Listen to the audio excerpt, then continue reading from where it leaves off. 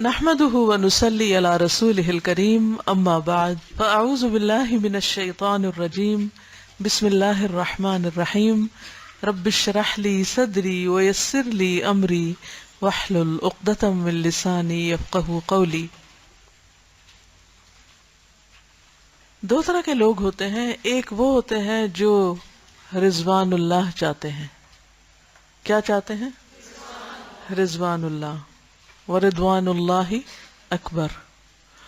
اور دوسرے وہ ہوتے ہیں جو رضوان العباد چاہتے ہیں، جیسے حقوق اللہ اور حقوق العباد ہوتا ہے نا، تو ایسے ہی رضوان اللہ اور رضوان العباد۔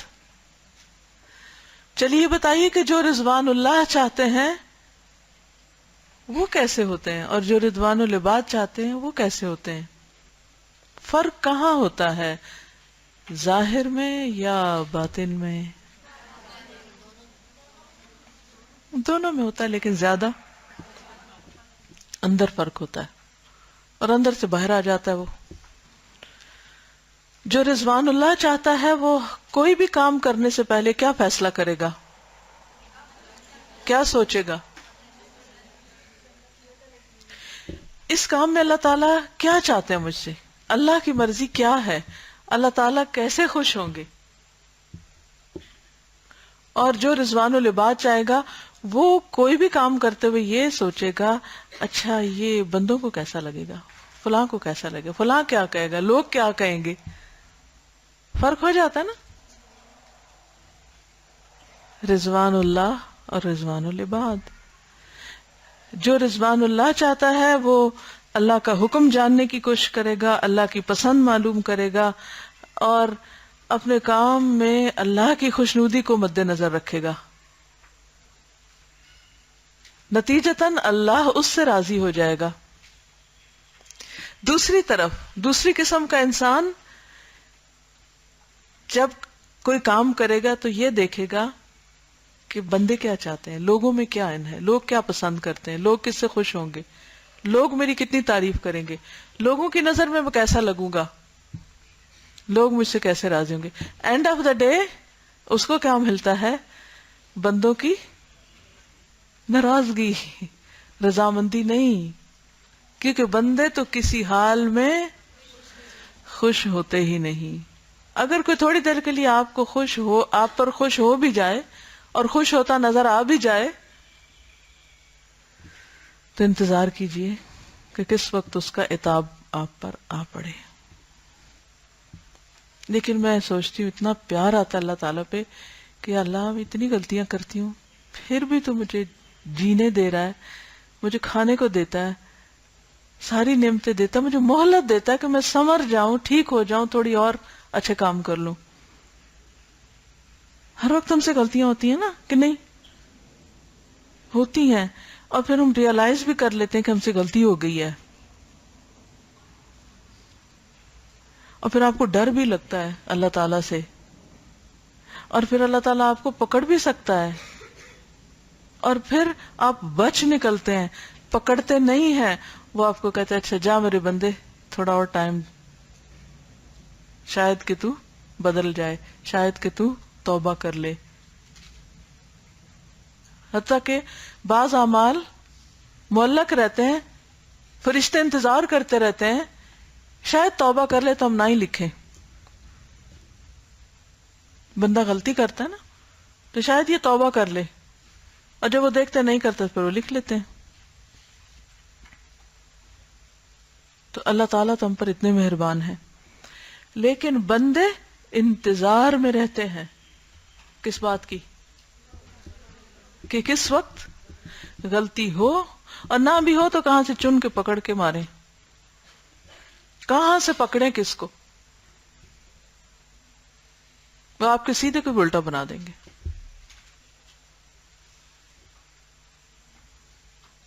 پھر کیا کرنا چاہیے؟ رضوان اللہ کے لیے ابتغاء مرضات اللہ، ومن الناس من یشری نفسہ ابتغاء مرضات اللہ واللہ رؤوف بالعباد۔ اور لوگوں میں سے بعض ایسے ہیں جو اپنا آپ بیچ ڈالتے ہیں، کس کے لیے؟ ابتغاء مرضات اللہ، اللہ کی رضا چاہنے کے لیے، اللہ کی رضا حاصل کرنے کے لیے. اور اللہ اپنے بندوں پہ بڑی شفقت کرنے والا، بڑا ہی مہربان ہے. اس دفعہ میں لاہور گئی تو وہاں پر ایک گروپ کو پتا چلا کہ میں آئی ہوں، تو رات کے کوئی 9:30 بجے وہ لوگ پہنچ گئے. خیر انہوں نے بتایا کہ وہ کیا کیا کرتے ہیں. تو ان کی ٹیچر کہنے لگی کہ میں نے اپنے جتنے بھی میرے ساتھ لوگ کام کرتے ہیں ان سب کو ایک ٹیگ دیا ہوا اور اس پہ لکھا ہوا ہے سولڈ. کیا لکھا ہوا ہے؟ سولڈ، بکا ہوا. ان اللہ اشتری من المؤمنین انفسهم واموالهم بان لهم الجنہ. تو کہتے ہیں کہ یہ ہم زبردستی نہیں پہناتے، لیکن جو ڈیسائیڈ کر لے کہ وہ اللہ کے ہاتھ بک چکا ہے وہ پہنتا ہے. اور جب وہ پہن لیتا ہے، تمغہ لگ جاتا ہے، تو پھر وہ ہر چیز میں کیا کوشش کرتا ہے؟ رضوان اللہ، کہ جو چیز اللہ کے دین کو فائدہ دے، جس چیز سے اللہ راضی ہو، جو مجھے وہ کرنا ہے، نو میٹر واٹ لوگ کیا کہتے ہیں اور کیا نہیں کہتے. کیونکہ جو اللہ کو راضی کرنے چل پڑتا ہے، ایسا نہیں ہوتا کہ لوگ بھی راضی ہوتے ہیں اس سے، پہلے اس سے لوگ بھی ناراض ہوتے ہیں. گھر والے ناراض ہوتے ہیں، یہ ناراض ہوتا ہے، وہ ناراض ہوتا ہے، بہت سے لوگ ناراض ہوتے ہیں. لیکن پھر کیا ہوتا ہے؟ پھر بالآخر اس کو تمغہ مل جاتا ہے جس کے لیے وہ کوشش کر رہا تھا. ابھی آپ پر ہے کہ آپ نے کیا کرنا ہے، کیا سوچا ہے؟ اللہ کے ہاتھوں بکنا ہے یا بندوں کے ہاتھ بکنا ہے؟ اخلاقی انحراف. ہر انسان اپنی اندرونی شخصیت کے اعتبار سے انسان ہے. ہر انسان اپنی اندرونی شخصیت کے اعتبار سے انسان ہے، خواہ بظاہر وہ کچھ بھی دکھائی دیتا ہو. قرآن میں بتایا گیا ہے کہ اللہ نے تمام انسانوں کو صحیح اور درست فطرت پر پیدا کیا ہے. سورۃ الروم. یہی بات حدیث میں اس طرح آئی ہے، ما من مولود الا یولد علی الفطرہ فابواہ یہودانہ وینصرانہ ویمجسانہ. ہر آدمی جو پیدا ہوتا ہے وہ فطرت ہی پر پیدا ہوتا ہے، پھر اس کے ماں باپ اس کو یہودی اور نصرانی اور مجوسی بنا دیتے ہیں. مجوسی کون ہوتے ہیں؟ آگ پرست. اس سے معلوم ہوا کہ آدمی کی فطرت صرف خدا کے مطلوب دین کے ساتھ مطابقت رکھتی ہے. یعنی ہم اندر سے پروگرامڈ ہیں، اور صحیح طور پر ہماری مشینری اسی وقت ورک کرے گی جب ہم کو صحیح ڈائریکشن یا صحیح انسٹرکشنز ملیں گی. جیسے کمپیوٹر ہوتا ہے نا، اس کا ایک پروگرام ہوتا ہے، تو وہ ہر کمپیوٹر میں کھل جاتا ہے؟ نہیں کھلتا. کیوں نہیں کھلتا؟ جی ہاں، کیونکہ اس کی اپنی لینگویج ہے جو اس کمپیوٹر کے ساتھ میچ ہی نہیں کر رہی. اس مثال سے آپ کو یہ بات سمجھ آ گئی ہے؟ آپ کمپیوٹر کی ہیں، ادھر آئیے ذرا ان کو سمجھائیے اسی مثال سے کہ فطرت پر ہونے کا مطلب کیا ہے، اور فطرت دین اسلام طلب کرتی ہے، اور دین اسلام کے علاوہ اور چیزیں اس کے ساتھ میچ نہیں کرتی. السلام علیکم.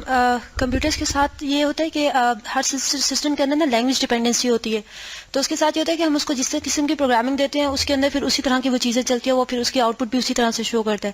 اگر کسی ایک جگہ پر کوئی بھی سنٹیکس ایرر یا سیمینٹکس ایرر آ جائے تو آؤٹ پٹ وہ آپ کو نہیں شو کر رہا ہوتا ہے. بالکل اسی طرح اللہ تعالیٰ نے انسان کے اندر جو پروگرامنگ کی ہے اس کے اندر جو اس کا سیمینٹکس جو نون فیکٹرز ہیں وہ وہی ہیں جو کہ سبھی کائنات میں یا جو بھی رولز اسے ڈیفائن کر دیے ہیں. جیسے ہی ہم اس چیز سے سائڈ پہ ہوتے ہیں تو وہ یہ ہوتا ہے کہ ہماری وہ آؤٹ پٹ جو کہ مطلوب آؤٹ پٹ ہوتی ہے وہ اس طرح سے نہیں آتی. اچھے سے سمجھ آ گئی نا، کیونکہ وہ اس علم کی ماہر ہیں، مجھ سے بہتر سمجھا سکتی ہیں. تو بات یہ ہے کہ ہر انسان کو اللہ نے فطرت پر پیدا کیا، ایک خاص قسم کے پروگرام کے ساتھ پیدا کیا، ایک خاص قسم کی ضرورت کے ساتھ پیدا کیا. اسلام کی توحید کی نیڈ اس کے اندر رکھ دی ہے، اور اگر انسان اس چیز کو نہیں پاتا اور صحیح معنوں میں اس کو وہ نہیں ملتی تو وہ ویکیوم ہمیشہ کے لیے اندر رہتا ہے. وہ کسی اور چیز سے بھرا ہی نہیں جا سکتا کیونکہ کوئی اور چیز اس میں فٹ ہی نہیں آتی.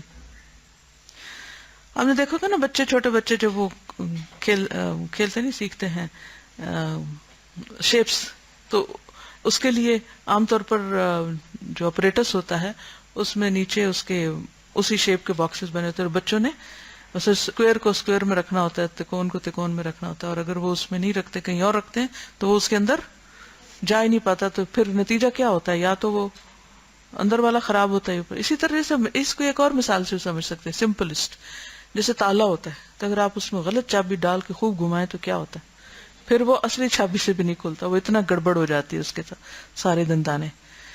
تو اسی لیے آپ نے دیکھا ہوگا کہ جب ایک انسان غلط راستے پہ چل پڑتا ہے اور غلط علم حاصل کرتا ہے اور غلط طریقوں سے اس کو ڈیل کیا جاتا ہے تو اس کے اندر کی فطرت گڑبڑ ہو جاتی ہے, پھر اس کو حق کی قبولیت بھی اس کے لیے بڑی مشکل ہو جاتی ہے, حالانکہ وہ اس کی ضرورت ہوتی ہے, اللہ نے اس کو پیدا ہی اس پر کیا ہے. اس لیے کتنا ضروری ہے کہ ہر انسان کو بچپن سے ہی دین ملے, ہے نا. تو اس لیے اچھے اچھے اسکول ٹیچر بننا جو بچوں, چھوٹے چھوٹے بچوں کو پڑھا سکیں. نازی ہر گھر ایک اسکول ہے, میری نظر میں ہر گھر اسکول ہے, ہر ماں کی گود ایک اسکول ہے. تو اگر آپ کو پتا ہو کہ اپنے بچوں کو آپ نے کس طرح ڈیل کرنا ہے, کس طرح ٹرین کرنا ہے, تو اس کا فائدہ کیا ہوگا. یہی بات انسانی اور اخلاقی پہلو سے بھی درست ہے.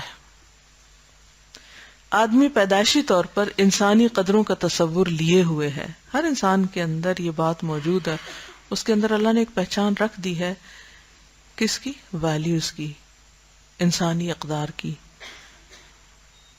کہ کس انسان کے ساتھ کیسے معاملہ کرنا ہے, کس موقع پر کس طرح ڈیل کرنا ہے. آدمی پیدائشی طور پر انسانی قدروں کا تصور لیے انہیں اللہ نے حق اور باطل, خیر اور شر, اچھے اور برے کی پہچان خود اس کے اپنے اندر رکھ دی ہے. تخلیقی اعتبار سے یعنی اپنی کریشن کے اعتبار سے وہ ایک بااخلاق انسان ہے, وہ حق کا اعتراف کرنے والا ہے, دوسروں کے لیے اس کے دل میں خیرخواہی کا جذبہ موجود ہے. اسی لیے آپ دیکھیں کہ انسان کے اندر کی جو ہمدردی اور رحم ہوتا ہے وہ کسی کو کہنا نہیں پڑتا کہ تم ذرا رحم دل بن جاؤ یا کائنڈ ہارٹڈ ہو جاؤ. جب وہ کسی کو دکھ یا تکلیف میں دیکھتا ہے, یعنی اگر بظاہر بے نیاز بھی بنا ہوا ہے, جب دکھ اور تکلیف میں کسی کو دیکھتا ہے تو عام طور پہ کیا ہوتا ہے, دشمن کو بھی تکلیف میں دیکھ کر اس کے اندر جو ایک تو اوپر پردے پڑ چکے ہیں, لیئرز ہیں جو ہمارے دل کو سخت کیے ہوئے ہیں, لیکن آپ نے دیکھا ہوگا کہ ایٹ ٹائمز وہ سارے پردے ہٹ جاتے ہیں, یعنی جب کچھ شدید قسم کا شوق لگتا ہے تو اس کی اصل اندر سے باہر آ جاتی ہے.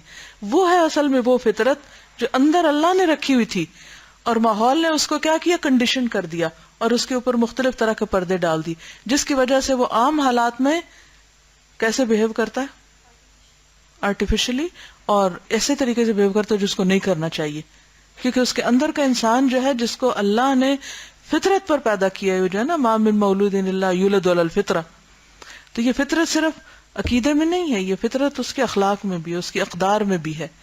تو وہ جب ہٹتی ہے یعنی کوئی چیز اس کو توڑتی ہے, اس پردے کو چاک کرتی ہے, تو اصلی انسان باہر آتا ہے.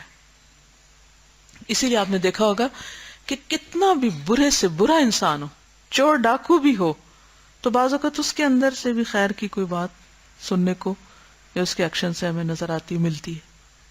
تم بتاؤ گے جب وہ کسی کے گھر میں چور آئے تھے تو ان کے دو رویے کیا تھے, ایک طرف تو انہوں نے لوٹ مار کی اور دوسری طرف انہوں نے کیا کیا کیا. آئی یہ صرف یہ بتانا چاہتی ہوں کہ اللہ نے ہر انسان کے اندر خیر رکھی ہے, چاہے وہ ڈاکو ہی کیوں نہ ہو. السلام علیکم. ایسا ہے کہ وہ ڈاکو آئے تھے, اصل میں میری بہن کے گھر ہی آئے تھے, اور وہ بہن بھی کہہ رہے تھے میری بہن کو, اور جو انہوں نے چین وغیرہ خود پہنی ہوئی تھی تو وہ کہتے ہیں آپ ہماری بہن ہے, وہ نہیں لیتے. اور اس کے علاوہ جب وہ جا رہے تھے تو آخر میں انہوں نے بہت زیادہ معافیاں مانگی کہ ہم بہت مجبور ہیں, اس وجہ سے ہم لے کے جا رہے ہیں. اس میں سے دو قسم کے لوگ تھے, ایک کہتے چائے پی کے جائیں گے اور ایک کہتے نہیں نا. تو پھر اینڈ میں یہ ہوا تھا کہ انہوں نے چائے بھی پی تھی, اور پھر انہوں نے کہا تھا کہ ہمیں پہنچا کے بھی آئیں, ہم آپ کی گاڑی لے کے نہیں جائیں گے.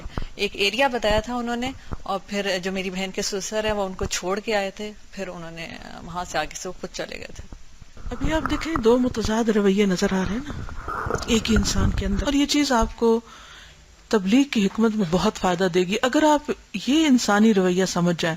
ہم لوگ چیزوں کو جنرلائز کر دیتے ہیں، اگر کسی میں ایک برائی دیکھتے ہیں تو ہم اس پہ ٹھپا لگا دیتے کہ یہ تو پورا ہی برا ہے، اور اگر کسی میں ایک اچھائی دیکھتے تو ہم کہتے ہیں واہ یہ تو فرشتہ ہو گیا. یہ ایک سیلف ڈسپشن ہوتی ہے. انسان کے اندر خیر اور شر دونوں موجود ہیں.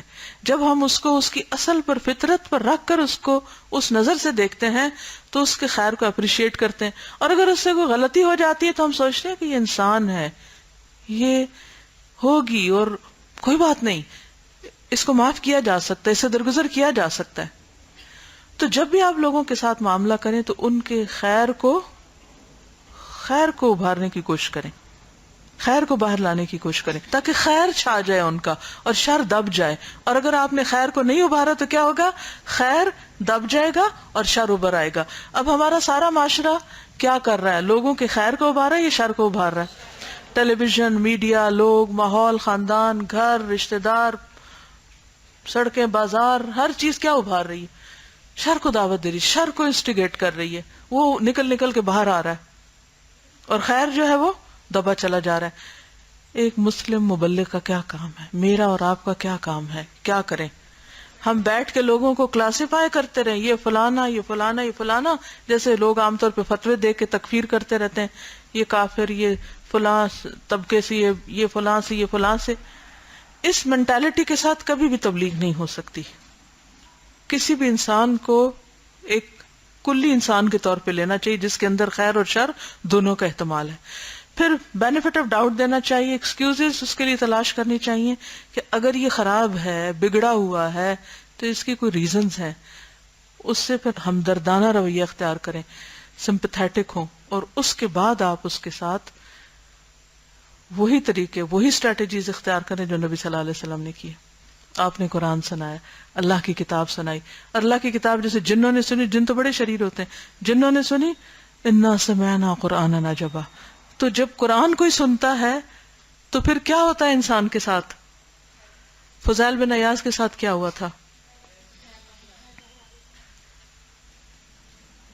وہ ایک لمحہ ہوتا ہے کہ جس میں انسان ڈیسائیڈ کر لیتا ہے کہ نہیں مجھے ایمان لانا ہے، اور وہ اس طرف چل پڑتا ہے. لوگوں کو بدلنے سے پہلے خود ہمیں اپنے آپ کو بدلنے کی ضرورت ہے، اپنا لینس درست کرنے کی ضرورت ہے، اپنی سوچ تبدیل کرنے کی ضرورت ہے. اگر ہم خود کو نہیں بدل سکتے تو ہم کسی کو بھی نہیں بدل سکتے. دلوں کے حال، دل تو خیر اللہ ہی کے ہاتھ میں، وہی بدلتا ہے، لیکن جو انسانی کوششیں جتنی اللہ نے انسانوں کے حصے میں رکھی ہیں کہ کسی کی کوششیں جو ہے وہ کامیاب ہوں اور کسی کی نہ ہوں، تو اس میں ایک بڑا فیکٹر اس چیز کا بھی ہوتا ہے کہ ہماری اپنی سوچ اور اپروچ درست نہیں ہوتی. اسے درست کرنے کی ضرورت ہے. تخلیقی اعتبار سے یعنی اللہ نے انسان کو خیر پر پیدا کیا ہے، وہ بااخلاق ہے، وہ حق کا اعتراف کرنے والا ہے، دوسروں کے لیے اس کے دل میں خیر خواہی کا جذبہ ہے، وہ دوسروں کو سکھ پہنچانا چاہتا ہے کیونکہ اس سے اس کو خود سکھ ملتا ہے.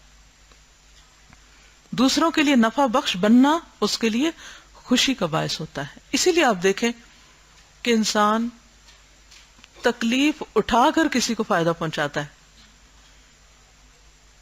کیوں؟ کیا ملتا ہے اس کو اس تکلیف کے اٹھانے میں؟ ہاں، ریوارڈ ملتا ہے نا اس کو ایک. تو وہ اس بعد میں ملنے والی خوشی کی وجہ سے وہ دکھ بھی اٹھاتا ہے. مال خرچ کرنا ایک مشکل کام ہے، لیکن وہ اپنے خون پسینے کی کمائی کو کیوں کسی پہ خرچ کرتا ہے؟ کیونکہ اس کو خود اس کے اندر سے اس کو سیٹسفیکشن ملتی ہے. اور جب اللہ پر ایمان ہوتا ہے، رضوان اللہ چاہیے ہوتا ہے، تو پھر یہ جذبہ اور پختہ ہو جاتا ہے. شروع میں نے ان کو ایک مثال دی تھی کہ دو طرح کے لوگ ہوتے ہیں، ایک رضوان اللہ اور ایک رضوان العباد چاہنے والے، اور ان دونوں کا نقطہ نظر اور عمل اور اخلاق اور طریقہ بالکل فرق ہوتا ہے. تو پھر اصل کوالٹی کا کام جب سامنے آتا ہے جب انسان رضوان اللہ چاہتا ہے، نہ کہ رضوان العباد. جب تک یہ لائن چینج نہیں ہوگی نا، رضوان العباد کو چھوڑ کر رضوان اللہ کی سڑک پہ آپ نہیں چل پڑیں گے، تو آپ کی جو اصل اندر کی خیر ہے وہ پوری طرح مکمل شکل میں باہر نہیں آئے گی. ہم دیکھو کچھ پھول کھلتے ہیں نا تو پورے کھل کے باہر آ جاتے ہیں، اور کچھ ہوتے ہیں جو تھوڑے تھوڑے کھلے ہوتے ہیں، اس کو پورا نہیں کھلتے. تو کچھ لوگ ہوتے ہیں وہ ان کی پوری خیر باہر آ جاتی ہے، پھر ان کی خوشبو ہر طرف پھیل جاتی ہے، اور کچھ تھوڑی بہت ہی نکلی ہوتی ہے خیر، اور باقی ساتھ ہی لے کے ختم ہو جاتے ہیں، باہر نہیں آتی. اس کا مطلب یہ ہے کہ کوئی آدمی جب دوسروں کے ساتھ برائی کرتا ہے تو یہ اس کی اپنے لیے فطرت کی خلاف ورزی کے ہم معنی ہوتا ہے، اپنے ہی خلاف جا رہا ہوتا ہے. اس قسم کا فعل آدمی کے لیے گویا اخلاقی انحراف ہے. جب صورتحال یہ ہے تو آپ کے لیے دوسروں کے ضرر سے بچنے کی آسان تدبیر یہ ہے کہ اس کو اخلاقی انحراف میں مبتلا ہونے سے بچائیں. یعنی اگر آپ امن سے رہنا چاہتے ہیں تو آپ کو کیا کرنا ہوگا؟ دوسروں کو برائی سے روکنا ہوگا، بچانا ہوگا. بظاہر آپ ان کا بھلا کر رہے ہیں، لیکن الٹیمیٹلی کس کا بھلا ہو رہا ہے؟ آپ کا ہو رہا ہے. جیسے ماں باپ بچوں میں انویسٹ کرتے ہیں کس اعتبار سے کہ ان کو اچھا اخلاق سکھانے کے لیے تکلیفیں اٹھاتے ہیں، تو الٹیمیٹلی اس کا ریوارڈ ان کو کیا ملتا ہے؟ وہ بڑھاپے کے اچھے ساتھی ثابت ہوتے ہیں، یا ویسے بھی بہترین صدقہ جاریہ ثابت ہو. لیکن اگر وہ اس وقت کو وہ گنوا دیتا ہے اور اس وقت وہ پین نہیں لیتا جو ان کی تربیت کے لیے چاہیے، تو نتیجہ کیا ہوتا ہے؟ وہ خود ان کے اپنے لیے ایک مصیبت وبال جان بنے ہوئے ہوتے ہیں.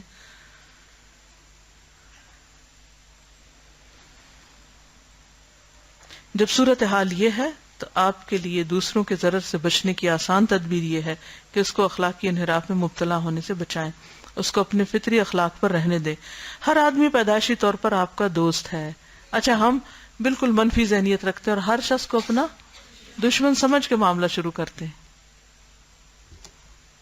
جس کو دیکھیں گے کہیں گے یہ بدگمانی کا شکار، یہ میرے خلاف ہے.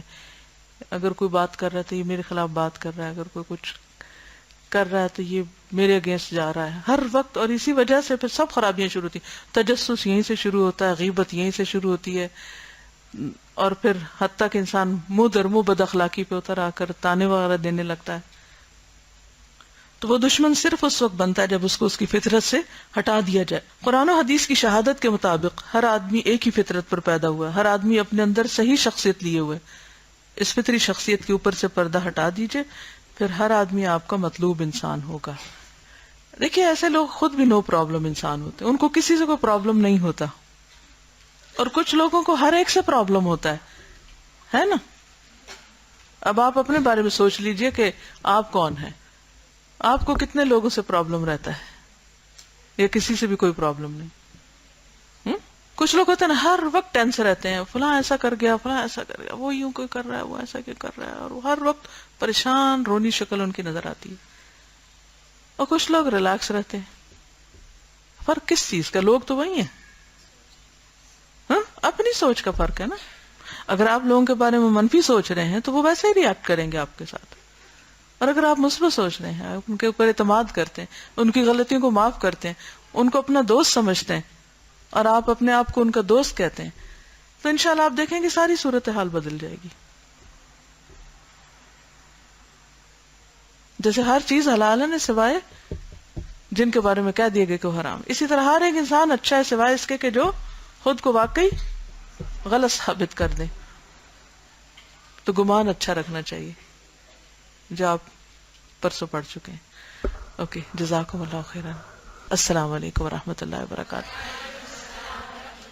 سبحانک اللہم وبحمدک، نشہد ان لا الہ الا انت، نستغفرک ونتوب الیک.